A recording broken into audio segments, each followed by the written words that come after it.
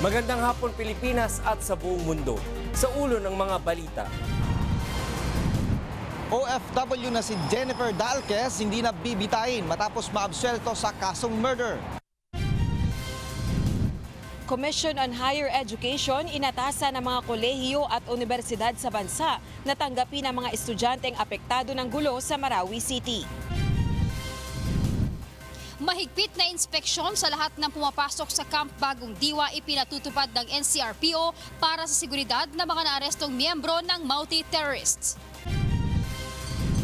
Mga nabaklas na illegal fish pen sa Laguna Lake umabot na sa mahigit 1,000 ektarya. Una sa ating mga balita ngayong hapon. Naalis na sa death row sa United Arab Emirates o UAE ang Filipino worker na si Jennifer Dalquez matapos mapawalang sala sa kasong murder. Ito ang balita ni Ray Pelayo. Inabsuelto ng Court of Appeals ng Al Ain sa United Arab Emirates si Jennifer Dalquez sa murder case sa nakaraang hearing nitong June 19, 2017. Ayon sa Department of Foreign Affairs, si Dalquez ay kinasuhan ng pagpatay sa kanyang amo na si Mr. Alaryari na nangyari noong December 7, 2014. Pero ayon sa kampo ng OFW, idinipensa lamang niya ang kanyang sarili dahil pinagtangkaan itong gahasain. Ayon sa Migrante International, taong 2012 nang magtrabaho si Jennifer sa UAE, subalit hindi ito nagtagal sa kanyang unang amo dahil sa sexual harassment. Uuwi na sana ito ng bansa subalit may nag-alok umano sa kanya na maging kahera at on-call na household helper. Hanggang mauwi nga doon sa sitwasyon na naagaw ni Jennifer yung kutsilyo mula doon sa amo niya at nasaksak niya sa likod yung amo niya, na yun yung naging cause ng kanyang pagkamatay. Kasabay ng pagkakaabsuelto sa kaso ay hindi na rin pinagbabayad ng blood money si Jennifer. Pero hinatulan pa rin siya ng 5 taong pagkakabilanggo dahil naman sa pagnanakaw umano ng mobile phone. Ayon sa Migrante International, sa Court of First Instance pa lamang sana ay napawalang sala na si Jennifer kung naipresenta agad ang mga ebidensya. Gayunpaman, nagpapasalamat na rin ang grupo sa pag-aksyon ng DFA. Na ibig sabihin, yung additional pieces of evidence na yun, pwede na sanang na-submit nung Court of First Instance pa lang eh. Pero yun nga, na huling ipasa. Iaawas na ang mahigit sa 2 taong itinagal sa kulungan ni Jennifer sa kanyang sintensya. Noong October 2015 at March 2017 ay binisita si Dalquez ng kanyang mga magulang sa pamamagitan ng DFA. Ayon sa migrante, nasa 69 pa ang mga Pilipinong nasa death row sa mga bansang Malaysia, China, Saudi Arabia at iba pa. Karamihan sa mga kaso nila ay may kinalaman sa droga at pagpatay. Ray Pelayo, UNTV News and Rescue, Quezon City. Isang Pilipino ang kabilang sa mga nasawi sa banggaan ng US Naval Ship at Philippine Flag Cargo Ship noong Sabado. Nagpapatuloy naman ang investigasyon ng mga otoridad sa insidente. Ito ang balita ni Beverly Saison. Nagdadalamhati ang mga pamilya at kaibigan ng mga nasawing crew sa banggaan ng isang US Naval Ship at Philippine Flag Cargo Ship sa karagatang sakop ng Japan noong Sabado. Isa sa mga nasawi ay may dugong Pinoy na kinilalang si Fire Controlman 2nd Class Carlos Victor Ganzon Sibayan. Ang Filipino-American ay tubong Pasig City, ngunit ito ay lumaki sa Chula Vista, California. Ayon sa ina ni Carlos, pinapasadios na lamang nila ang pangyayari sa kanyang anak na itinuturing niyang bayani. He is in every sense of the word. He's my hero. We just borrowed this time from God. So now he has to go back.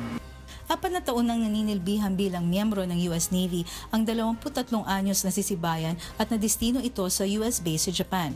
Natagpuan ang mga katawan ng mga biktima sa berthing compartments ng guided missile destroyer kung saan pinasok ito ng tubig matapos na ilang ulit na makabanggaan ng cargo ship.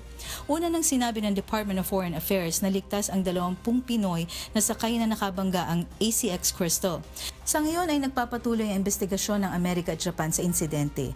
Ayon sa Japan Coast Guard, kabilang sa kanilang inaalam kung bakit inabot ng halos 1 oras bago inireport ng mga Pilipinong sakay ng cargo ship ang insidente at kung ano ang ginagawa nila noong mga oras na iyon. Beverly Saison, UNTV News and Rescue, San Diego, USA. Doble na ang ginagawang pagbabantay ngayon ng National Capital Region Police Office para matiyak na hindi makakatakas o maire-rescue ang mga naarestong miyembro ng Maute Group na nakakulong ngayon sa Taguig City. Ito ang balita ni Grace Casin. Hindi inaalis ng National Capital Region Police Office ang posibilidad na pagplanuhan ng mga natitirang miyembro ng Maute Group na i-rescue ang mga kasamahan nilang hawak ngayon ng PNP. Natural daw ito lalo't mga magulang ng magkapatid na Omar Kayam at Abdullah Maute ang mga naarestong kasalukuyang nakakulong ngayon sa Camp Bagong Diwa, Taguig. Ayon kay NCRPO Chief Police Director Oscar Albayalde, nakaposisyon na ngayon sa loob at labas ng kanilang kampo ang Special Action Force o SAF at ang Special Weapons and Tactics o SWAT. Yung possible of rescue, no, tinignan na rin natin yan. In fact, we have already conducted yung ating simulation exercise, yung camp defense plan natin. No?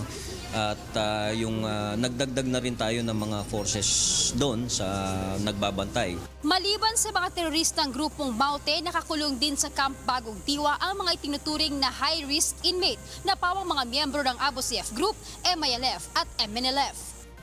Sa kampo, no, stricto tayo, talagang pinapabukas yung mga sasakyan, yung mga gamit, yung mga bags ng mga pumapasok sa kampo. Ang aksyong ito ng NCRPO ay bunsod na rin ang naging direktiba ni PNP Chief Director General Ronald Bato de la Rosa. Nakatakdaring dalhin dito sa Maynila ang lahat ng mga miyembro ng Maute na maaaresto sa gitna ng bakbakang nangyayari ngayon sa Marawi City.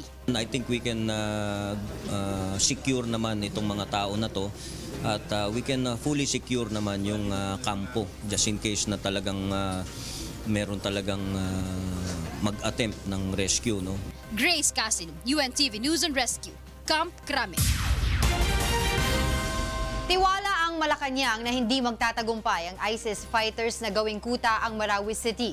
Ito ang tugon ng palasyo sa mga ulat hinggil sa pangamba ng ilang mambabata sa Estados Unidos sa bantang pagtatayo ng ISIS Caliphate sa Mindanao.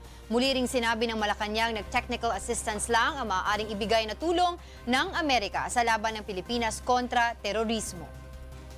The Philippine military has already preempted the Maute Group from establishing a wilayat or province in Marawi. So the role of the U.S. in relation to the ISIS is to provide technical assistance as prescribed by the Constitution, and we will abide by that. Umapela ang Philippine National Police o PNP sa publiko na huwag matakot sa mga naglalabasan dokumento sa social media hinggil sa mga banta ng pambobomba dahil lahat ng mga ito ay isinasailalim pa ng pulisya sa validation. Ito ang balita ni Leslie Longbowen. Kinumpirma ni National Capital Region Police Office Chief Police Director Oscar Albayalde sa programang Get It Straight with Daniel Razon na galing mismo sa kanila ang PNP memo na kumalat ngayon sa social media. Laman ng memo ang umano'y planong pambobomba ng teroristang grupong Maute sa mga mall at pampublikong lugar sa Metro Manila. Subalit binigyan diin ni General Albayalde na hindi kumpirmado ang mga impormasyong nakalagay sa nasabing dokumento kaya hindi umano dapat mangamba ang publiko. So totoo itong memo na to? Well, dun sa kanila, yes. That started from a text. This information that we get, no, are meant for validation. Hindi po confirm yung yung information na yon. Kaya binabayan sa mga lower units for them to validate. Dagdag pa ni Albayalde, regular na proseso ng PNP ang paglalabas ng mga memo tuwing nakakatanggap ng mga impormasyon upang isailalim sa validation. Matagal na kasing ginagawa ito even before eh. Ngayon lang kasi yung mga netizens natin, yung mga public natin, yes, talagang masyado ng maano sa ngayon mga information na yan. Nakakakuha ng ano. Oh yes, yung mga ganyan. At it's because of the threat of terrorism kasi. Yes. Samantala, tiniyak ng PNP na nakataas pa rin sa full alert status ang kanilang puwersa sa buong bansa kaya hindi dapat magdulot ng pangamba sa publiko ang mga naglalabasang dokumento sa social media. Hinikayat din ito ang publiko na imbis na ikalat sa social media ang mga confidential document ay agad itong ipagbigay alam sa pulisya upang agad na magawa ng aksyon.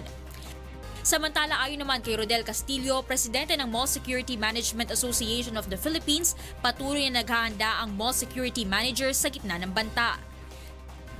Nakikita natin na yung mga guard natin is una-una yung mga armed guards na. Yun sa mga highly critical, nag-i-employ na rin sila ng bomb sniffing dog. Sa ngayon, we are ready. Pero but then again, lagi namang merong iba yung naghahanda ka plano kumpara doon sa actual pag nangyari na, di ba? Samantala, nirelieve na sa pwesto ang opisyal ng PNP na nag-draft ng unverified memo sa Maute attack.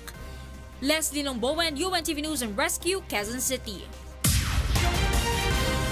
Iniatas ng Commission on Higher Education o CHED ang pagtanggap sa Marawi crisis-affected students na lilipat sa ibang kolehiyo at pamantasan sa bansa.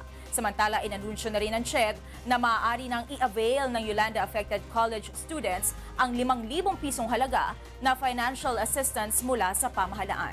Ito ang balita ni Rosalie Cos. Bagaman sa Agosto pa ngayong taon magbubukas ang klase sa mga pamantasan at kolehiyo sa Marawi at Iligan City, iniatas ng Commission on Higher Education o CHED na tumanggap ng mga mag-aaral na lilipat dahil sa epekto ng krisis sa syudad. CHED will be issuing in the next couple of days an advisory to all universities to immediately accept students coming from Marawi-affected areas if they want to transfer. Ayon sa CHED, kinakailangang tanggapin ng mga transferring college student kahit hindi kumpleto ang requirements. Epektibo ito kapwa sa pampubliko at pribadong mga kolehiyo at pamantasan.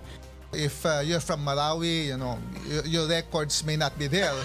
Just to accept them and then let the documents follow. Sa ngayon, pinag-aaralan na rin ng CHED kung may pangangailangang magkaloob din ng financial assistance para sa mga Marawi college student. Samantala, maaari na ring i-avail ng mga public at private university students sa mga Yolanda-affected areas ang 5,000 halaga ng financial assistance para sa kanila.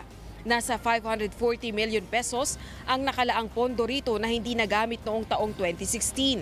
Kinakailangan lamang mag-apply ng mag-aaral sa kani-kanilang pamantasan para ma-avail ang financial assistance. We're sending notices to all the public and private universities in Yolanda-affected areas that the money will be available to them. So this will be disbursed by the universities to students as financial assistance starting this month, as soon as the necessary paperwork is done with the state universities and colleges. Bukod dito, inanunsyo rin ng CHED na umiiral na ang nasa 8.3 billion pesos na alokasyon para sa libreng matrikula sa edukasyon sa 113 state colleges at universities sa buong bansa. Rosalie Cos, UNTV News and Rescue, Malacanang. Susunod sa ito ang balita.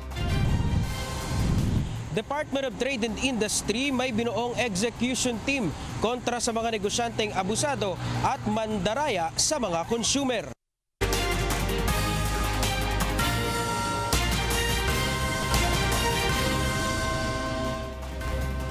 Magkatuwang na nirespondihan ng UNTV at Balagtas Rescue Teams ang 3 nasaktan sa aksidente sa motorsiklo sa Balagtas, Bulacan. Ito ang balita ni Jerry Galicia. 2 motorsiklo ang naaksidente sa kahabaan ng MacArthur Highway sa San Juan, Balagtas, Bulacan kagabi. Sugatan ang 3 sakay nito na sina Charlie Escobedo, Paul Vincent de la Cruz at Paul Christopher Eugenio. Nagtamo ng mga gasgas sa katawan at posibleng bali sa kaliwang braso si De La Cruz. Si Eugenio naman ay nagkaroon ng mga gasgas sa tuhod, braso at ulo, habang si Escobedo ay nakaramdam ng pananakit ng balakang. Ayon sa ilang nakakita sa pangyayari, nadula sa kalsada ang motorsiklo ni Escobedo dahil sa lakas ng ulan. Nakasunod dito ang motorsiklo ng 2 magkaangkas na nadulas din ng biglang mapapreno. Magkatuwang na nilapatan ng pangunang lunas ng UNTV News and Rescue Team at Balagtas Rescue ang sugat ng mga biktima. At pagkatapos ay nihatid na sila sa Bulacan Medical Center. Jerry Galicia, UNTV News and Rescue, Bulacan. Wala pang ibinibigay na impormasyon ng Malacanang hinggil sa pagsusumite ng panibagong ad interim appointment para sa na-bypass na cabinet secretaries ng Duterte administration. Matatandaan noong Hunyo 2 muling na-bypass ng Commission on Appointments o CA sina Health Secretary Pauline Jean Ubial, Social Welfare Secretary Judy Tagiwalo at Agrarian Reform Secretary Rafael Mariano. Sa July 24 pa muling magtitipon ang mga mambabatas para sa regular na sesyon ng Kongreso. Nakiusap si Ilocos Norte Representative Imelda Marcos na palayain ng komite ng Kamara ang 6 na empleyado ng lokal na pamahalaan ng Ilocos Norte matapos maditine dahil sa pagkaka-cite in contempt. Mula sa House of Representatives, ito ang balita ni Joyce Balancio, live. Joyce, go ahead. Yes, magandang gabi sa iyo, Angela. Kakatapos nga lang ng isinagawang pagdinig ng House Committee on Good Government and Public Accountability patungkol sa umunay maanumalyang paggamit ng tobacco excise tax shares ng Ilocos Norte Province na ginamit na pambili o umano'y pinambili ng ilang vehicles sa probinsya sa ilalim ng termino ni Governor Amy Marcos. Kanina, Angela, ay sa unang pagkakataon dumalo nga si Ilocos Norte Representative Imelda Marcos, hindi para magsalita o magtanong sa mga resource speakers, pero para humiling dito sa mga kongresista. Binasa kanina ni Committee Chair Johnny Pimentel sa pagdinig yung liham ni Congressman Marcos na naka-address kay House Speaker Pantaleon Alvarez. Hinihilingan niya na palayain na itong tinaguri ang Ilocos 6, ang mga empleyado ng Ilocos Norte na umanay may kinalaman sa manay maanumalyang transaksyon. Sila Angela ay sina Josephine Calahate, Encarnacion Gaor at Jenedine Hambaro mula sa Office of the Provincial Treasurer, si Evangeline Tabulog na Budget Officer ng Ilocos, si Pedro Agkawali mula sa Provincial Planning and Development Office at si Eden Batulayan, ang Accountant 4 ng probinsya. Ayon kay Congressman Imelda Marcos, 22 araw na sila nakadetine dito sa kamera matapos sila ma-cite in contempt noong May 29 dahil sa anya pagtanggi nilang sagutin ang mga tanong ng mga mababatas. Karamihan anya sa kanila ay may edad na at mahina na ang katawan. The sudden and prolonged interruption of their daily family routine has caused much anxiety to them and to their family members. Dahil sa hiling ni Congressman Marcos, muling ipinatawag sa pagdinig kanina ang Ilocos 6 at binigyan sila Angela na pagkakataon na makapagsalita muli. Are very much depressed. Hindi pa kami nakauwi sa aming pamilya, sir. Kung pwede lang, give us time to verify this AOM kasi ngayon lang namin nakita ito. Hindi na-serve sa amin ito noon. And we are not in a position right now to answer questions kasi very much depressed na kami. Worried na po kami.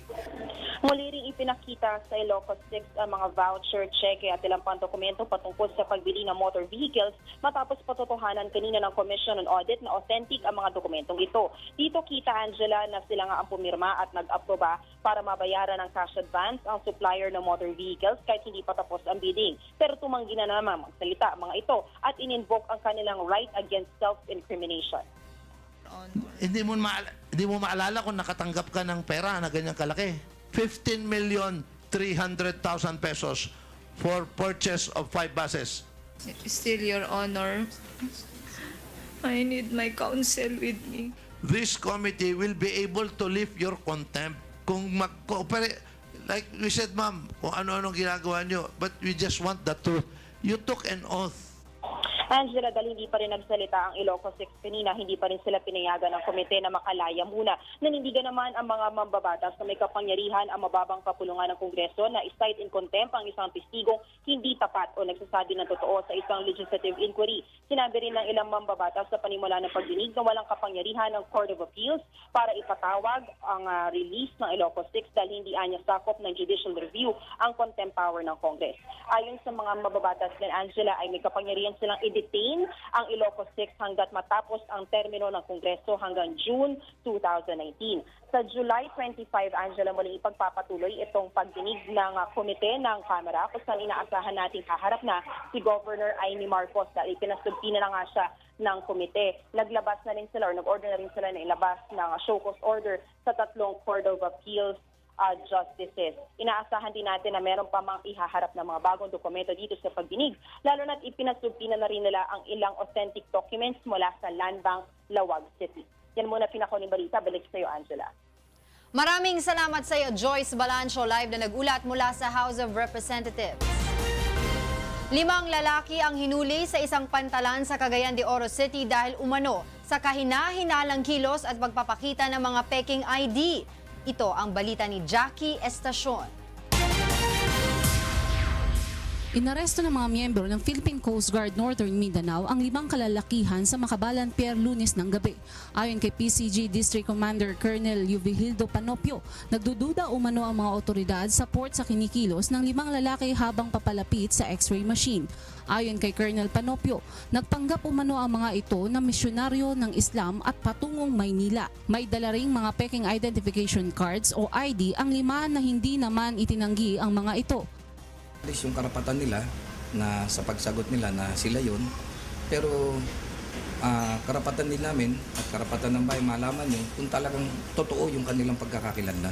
Bagamat hindi kabilang ang 5 sa Arrest Order 1 na inisyu ni Secretary Delphine Lorenzana, ayon kay Panopio, hindi pa rin nila inaalis na posibleng may kaugnayan ang mga sospek sa grupong Maute.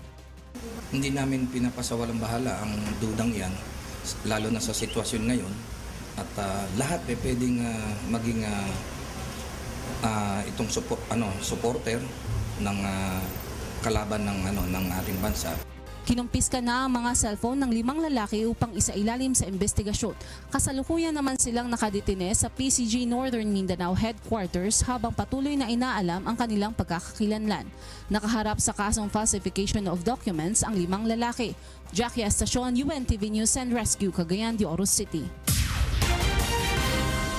Sinampahan na ng kasong rebelyon ang 12 mga miyembro at taga-suporta umano ng Maute Group. Mula sa Maynila, ito ang balita ni Roderick Mendoza, live. Roderick, please go ahead. Angela, kinasuhan na ng rebelyon sa Cagayan de Oro Regional Trial Court ang 12 hinihinalang miyembro at taga-suporta ng Maute Group.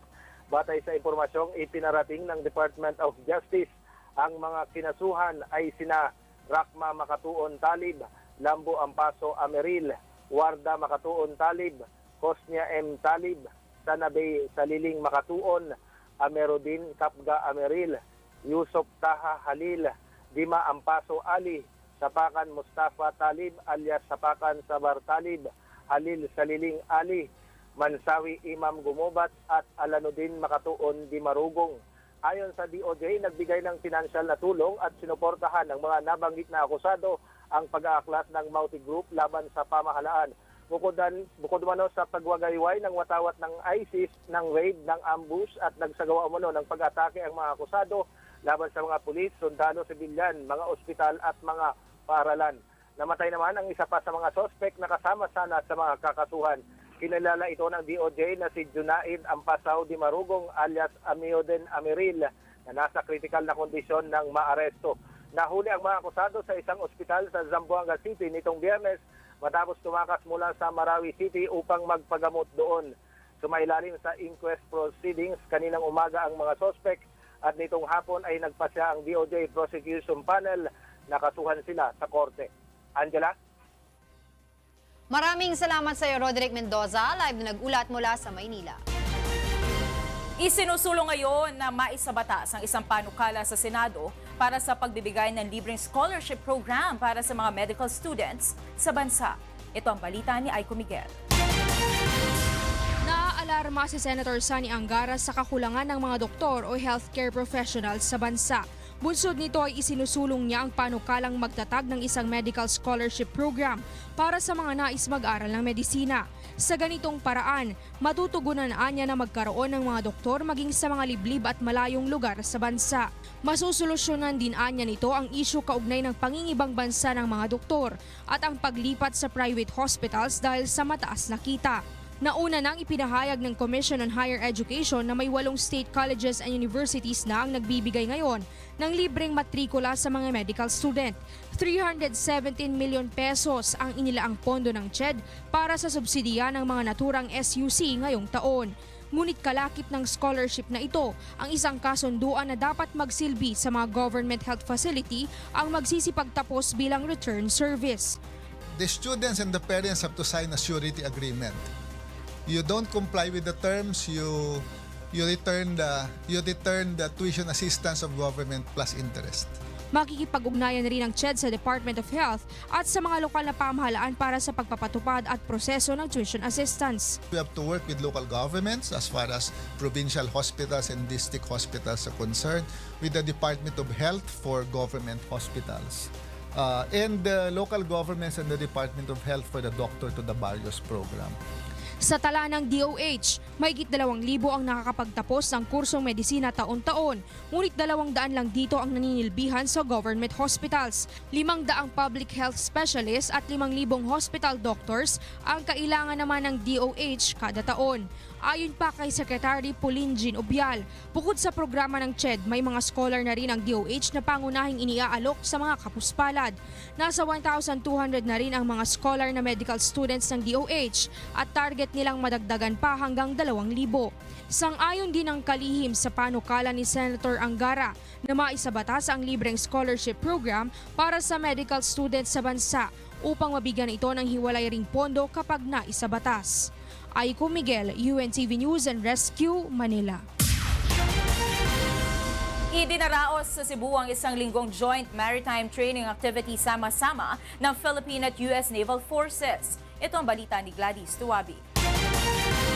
Sinimulan na ang maritime training activity sama-sama ng US at Philippine Naval Forces. Layunin nitong mapalawak ang kanilang kaalaman at mapaigting ang alyansa ng dalawang bansa.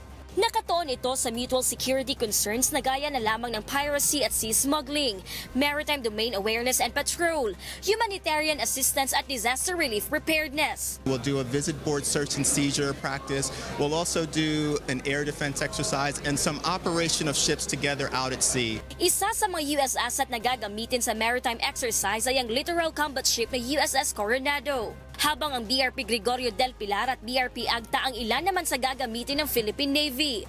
Tinatayang 200 personnel mula sa dalawang bansa ang lalahok sa aktibidad. Ayon sa US Navy, pagkakataon din ito upang mapalakas pa ang ugnayan sa pagitan ng Pilipinas at Estados Unidos. Establishing a more complex and interoperable skill set together as far as communicating and being able to understand the way we both behave as navies out at sea. It's a great opportunity for us to build upon the exercises that we've done with the Philippine Navy in the past. Tatagal ang maritime training activity sama-sama hanggang June 25. Gladys Tuwabi, UNTV News and Rescue, Cebu.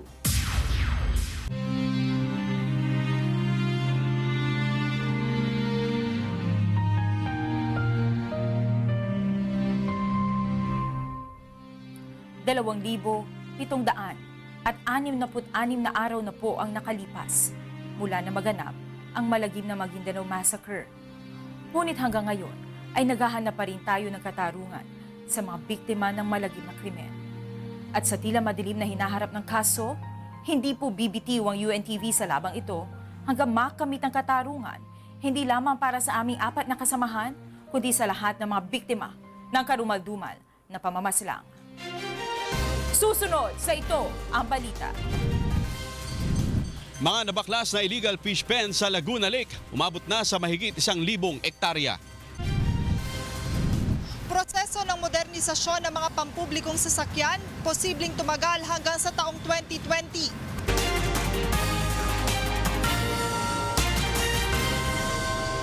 Ipinaliwanag ng Department of Transportation o DOTR na mahaba pa ang prosesong pagdadaanan ng gagawing PUV Modernization Program na inaasahang makukumpleto pagsapit ng taong 2020.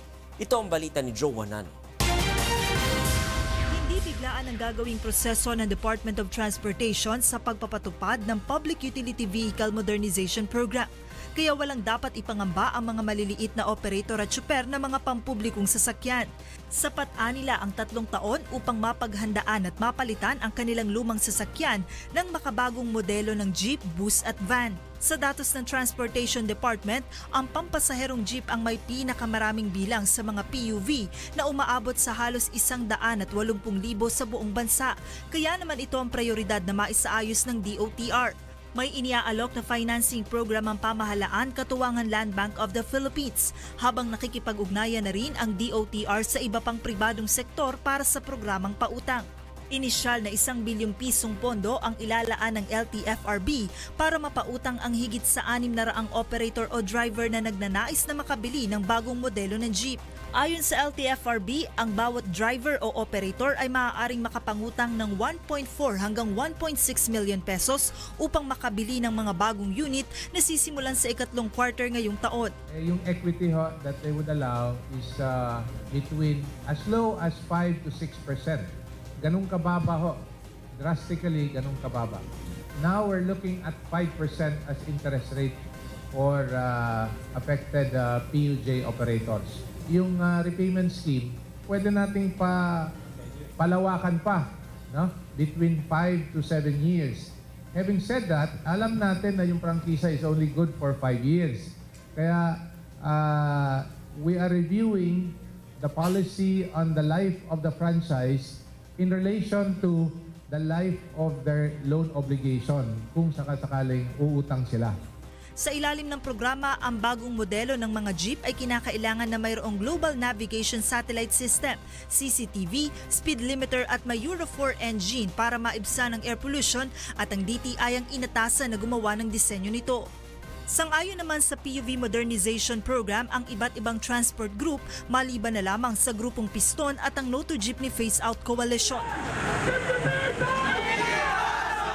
Protection naman ng mga legit operator kasi medyo nag-higpit sila ron sa registration. In-emphasize nila sa registration na dapat from the date of manufacture talaga. Ito isang magandang indikasyon na nabuksan na ang pag-apply ng prangkisa. At the same time, ang mga ilalagay natin dito itong mga modern business na, hindi na yung mga luma. Inaasahang makukumpleto ang proseso ng PUV modernization hanggang sa taong 2020 kung saan aalisin na ang lahat ng mga lumang PUV na bumabiyahe sa mga lansangan. John Nano, UNTV News and Rescue, Quezon City. Ilulunsad ng Department of Trade and Industry o DTI ang Project ET o Execution Team na ang target umano ay mga mandarayang negosyante. Maging product advertisements at umano'y nagpapakalat ng fake rice, tututukan din ng Execution Team o ET. Ito ang balita ni Maki Libradilla. Maihahalin tulad umano sa Oplan Tokhang ang Project Execution Team ng DTI para sa kanilang kampanya ngayong No to Dugas Lord na laban sa mga mapang-abusong negosyante. Target ng Operation ET ang mga nandadaya sa PLTK o sa presyo, labeling, timbang at kalidad sa mga supermarket, palengke, hardware at iba pa. Paliwanag ng DTI, tututok ang Operation ET sa mga probinsya dahil doon napupunta ang mga produktong uncertified at substandard. Nagkakaroon po ng diversion lalo sa mga regions na mayroong silang port. Region 7, Region 4, Region 1, Region 10 and 11. Ito po yung kung saan napupunta yung mga produkto na sinasabi natin uncertified at saka substandard. Marami kami nakita sa Mindanao na nandoon yung quite prevalent violation on construction materials. So lalo-lalo na habang tayo ay nag-iisip kung paano ihanda ang rehabilitation ng Marawi. Puntirya din ng Project ET ang mga manufacturer na may nakalagay na no therapeutic claim pero ipinakikita sa kanilang mga advertisement na nakakagaling ang kanilang mga produkto. So it's saying it does not promise. So what does that mean? Are you just free to distribute it to the public? Maging ang kumakalat ngayon sa social media na fake rice, uugatin din ng execution team kung may katotohanan ba o wala. Maglalaan ang gobyerno ng 18 million pesos na pondo para sa Project ET upang tustusan ang pangangailangan sa personnels at equipments na gagamitin sa mga operations. Ayon sa DTI, para sa kapakanan ng mamimili ang lahat ng proyektong inilulunsad ng ahensya pero kailangan pa rin nila ng kooperasyon ng consumers. Lahat itong mga proyekto na ito ay magiging baliwala kung yung ating mga consumers ay hindi particular sa kanilang mga rights and privileges. Maki Libradilla, UNTV News and Rescue, Makati. Mahigit 1,600 hektarya ng mga fish pen ang nabaklas na ng Laguna Lake Development Authority sa Laguna de Bay. Ito ang balita ni Sherwin Kulubong. Wala pa sa kalahati ng target ng Laguna Lake Development Authority ang nababaklas ng mga fish pen sa lawa ng Laguna. Sa mahigit 4,000 hektaryang fish pen na kailangang alisin, umaabot pa lamang sa 1,610 hektarya ang nabubuwag ng ahensya. Ayon sa LLDA, inuna nilang baklasin ang mga higanteng fish cages na pagmamay-ari ng mga malalaking korporasyon. Marami pa hong tatanggalin dahil nung mga nakarang araw, mga nakarang taon, ang aquaculture, ang mga fish pen, umabot ng 14,000 hectares. Pero ang kailangan lang hong malabi para maging sustainable, dapat ang maiwan lamang na istruktura 9,200 hektarya. Samantala, tiniyak din ng LLDA na hindi na nila bibigyan ng permit ang mga korporasyon upang muling makapagpatayo ng mga fish pen. Sa halip, prioridad umano nila ang mga maliliit na mga mangingisda sa pagbibigay ng permit. Pag ho nagbigay ng panibagong permit ang inyong LLDA pagdating ng 2018, ang permit na ibibigay para makapagtayo ng fish pen, hindi na prioridad yung mga korporasyon. Sa ngayon, nagpapatuloy pa rin umano ang isinasagawa nilang dismantling sa Laguna Lake. Sherwin Kulubong, UNTV News and Rescue, Laguna.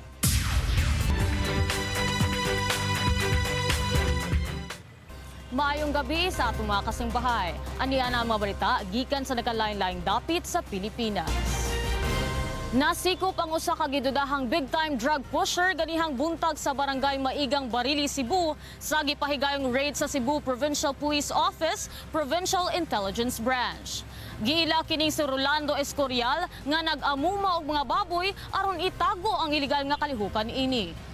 Nakuha gikan sa suspetsado ang 20 grams nga gidudahang shabu nga nagkantidad og 370,000 ka pesos, 45 pistol, bala ug cash nga gituohang gikan sa illegal drug trade. Matod sa mga otoridad, giingon nga tighatagan og weekly protection money sa usa ka police officer 2 sa Barili Police Station. Ang gipahigayong operasyon sa mga otoridad kay base sa gipagawas nga search warrant ni Danao City Regional Trial Court Branch 25 Judge Jerry Dikdikan. Sa laing bahin, apektado na ang panginabuhian sa pipila ka driver sa UV Express sa Davao Region tungod sa gipatuman nga suspensyon sa tanang nagbiyahe nga van nga mosud og gawas sa Davao City. Kini ang balita ni Janice Inhente. 5 kaadlaw na nga wala kapasada si Mang Joel Aguiandan human suspindihon sa Land Transportation Franchising and Regulatory Board ang tanang biyahe sa UV Express pasulod og pagawas sa Davao City. Subay kini sa nahitabong bangga sa usa ka UV Express van ug usa ka truck ni adtong Huwebes sa tibong Kubunawan Highway nga hinungdan sa pagkamatay sa 11 ka tawo. Sumala kang Mang Joel, pamasada lang ang iyang panginabuhi para sa panginahanglan sa iyang pamilya. Hope na ibalik among biyahe para kaluoy pud ba ang uban nga driver kay dire ba sila nagwan. Yan ang buhi. Hangyo usab sa konduktor sa UV Express na si Rex Capon nga unta makapamasada na sila og balik. Hangyo lang na pwede ibalik lang among biyahe. Balik imong biyahe. Para di po mga apektahan ng mga pamilya. Sobra 600 ka mga driver, konduktor ug operator ang apektado sa ginapatuman nga suspensyon. Gikondinasab sa usa ka konsehal ang giingong dili patas nga resolusyon sa LTFRB. They are reacting harshly, very harsh. Why? Because unsa na may income karon sa mga drivers. No, they are gisuspend Manila from Davao City to the north. Sa karon wala pa gihapoy gihatag nga detalye ang LTFRB kung hangtod kanusa ipatuman ang suspensyon. So, kung since wala pa mahatag silang board resolution regarding ato, continue ang pagpatuman sa cease and desist order suspension. Karong Biyernes magtapok ang mga operator sa sangguniang panglungsod aron pagahisgutan ang maong problema. Janice Inhente, UNTV News and Rescue, Davao City. 5 ka milyong fingerling nga isdang tilapia ug bangus ang gibuhian sa lawa sa Laguna sa Department of Agriculture ug Bureau of Fisheries and Aquatic Resources gahapon. Kini ang balita ni Sherwin Kulubong. Inilunsad ng Department of Agriculture ang programang Balik Sigla sa Ilog at Lawa o BASIL kasabay ng pagdiriwang ng kanilang ika-119 na anibersaryo.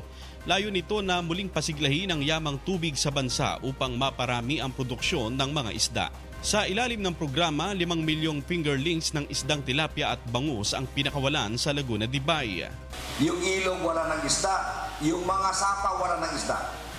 Bubuhusan po natin ng mga similya ng isda para pag nagutom yung tao at walang ulam, pwede siyang mamingwit.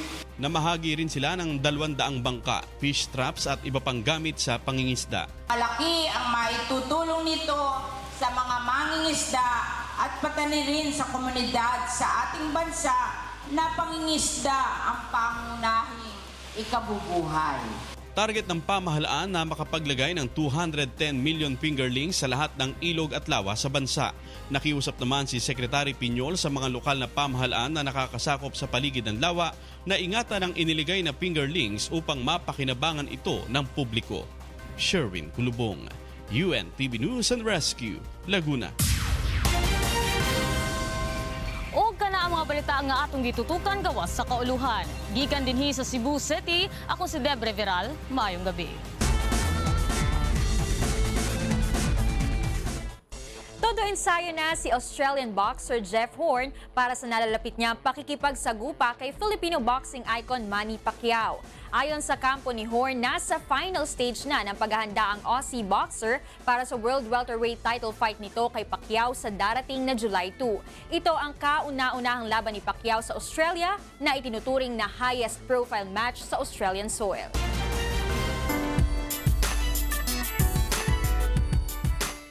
Napuno ng mga manonood mula sa iba't ibang bahagi ng North America ang Massey Theatre sa Vancouver sa pagsisimula ng Canada Tour ng isang araw ikatlong yugto advocacy film ni Kuya Daniel Razon. Ito ang balita ni Fatima Tuma. Dinayo hindi lamang ng mga kababayan natin sa North America kundi maging ng ibang lahi ang special screening ng advocacy film ni Mr. Public Service Kuya Daniel Razon ang isang araw ikatlong yugto. Ipinalabas ito sa Massey Theatre na isang sikat na venue para sa mga foreign film showing sa Vancouver, Canada. Isa ang American citizen na si Connie Francisco sa mga bumiyahe mula pa sa malayong lugar upang mapanood lamang ang pelikula. I drove 6 hours from Portland, Oregon. I'm really not much of a movie goer, but I only watch like mostly classical movies, but this one was more special to me because there's a lesson in it. Almost every life event was in this movie included. Almost every piece of forgiveness, loving, giving, and etc. Para naman sa ating kababayan na naninirahan ngayon sa Estados Unidos, napapanahon at angkop ang konsepto ng advocacy film para sa kasalukuyang kalagayan ng mga residente sa Hilagang Amerika at Canada. Well, unang-una ay kailangan sa society natin ngayon, lalo dito sa atin sa North America, merong moral degradation na nangyayari. And maraming values ang nawawala na, which is contained dito sa movie na ito. Halimbawa yung sa anak sa magulang, yung magulang sa anak. Tapos yung pamumuhay sa mundo na dapat mamuhay tayong malinis. Nakikita natin very, very consistent ito all throughout doon sa movie na in-advocate ni Kuya. Napulot ko sa napanood ko, talagang marami kang aral na matututunan. Yung maging mababang loob ka, matulungin ka sa kapwa mo, at higit sa lahat, manampalataya ka sa Panginoong Diyos. Maging ang manonood na hindi natin kalahi ay namangha sa mga aral na natutunan nila sa isang araw. I have learned a lot. They have changed my life a lot to live with godliness because I was deceived before. And watching Kuya, it's opened my mind, I opened my brain. I walk with this, I sleep with those words of God. I wake up with them. And with God's help, I hope and I pray to God up to the end. I want to live with it. Matapos ang matagumpay na film showing ng isang araw ikatlong yugto sa Vancouver, mapapanood naman ito sa susunod na linggo sa Toronto, Canada bilang bahagi ng Canada Tour ng advocacy film. Fatima Tumang, UNTV News and Rescue, Vancouver, Canada.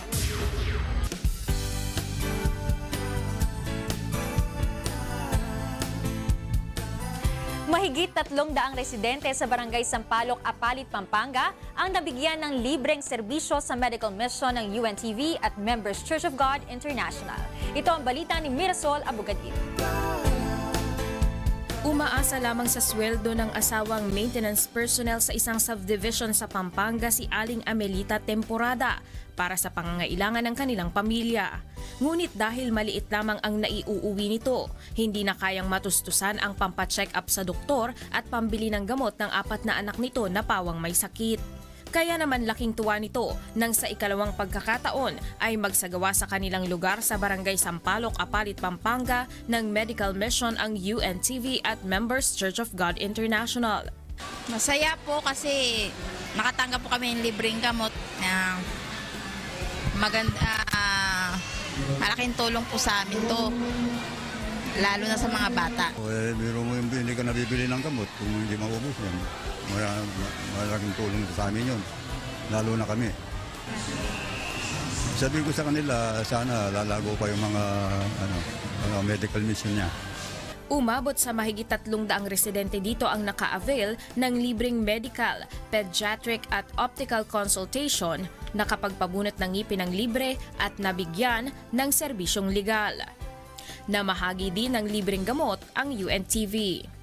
Tanyo rito sa pag-medical mission, ay malaking pasasalamat namin, lalong-lalo na ako bilang kapitan ng barangay. Natutulungan nyo ng maigi yung kabarangay ko. Maraming salamat, Kuya. Brad Deli. Buwan ng Mayo nang unang magsagawa ng medical mission sa barangay ang grupo. Ako si Mirasol Abugadil para sa Serbisyong Kasangbahay. At yan ang ating balita sa sports, entertainment at public service ngayong gabi. Ako po si Leslie Lombowen. Balik sa inyo, Attorney Reg, Angela, and Monica. Maraming salamat, Leslie. At yan po ang naging kabuuan ng ating balitaan ngayong gabi. Aming inilahad ang buong katapatan kung paano namin nasaksihan. Kayo'y makapagtitiwala ng aming nakita at narinig ang aming ibinabalita. Magandang gabi.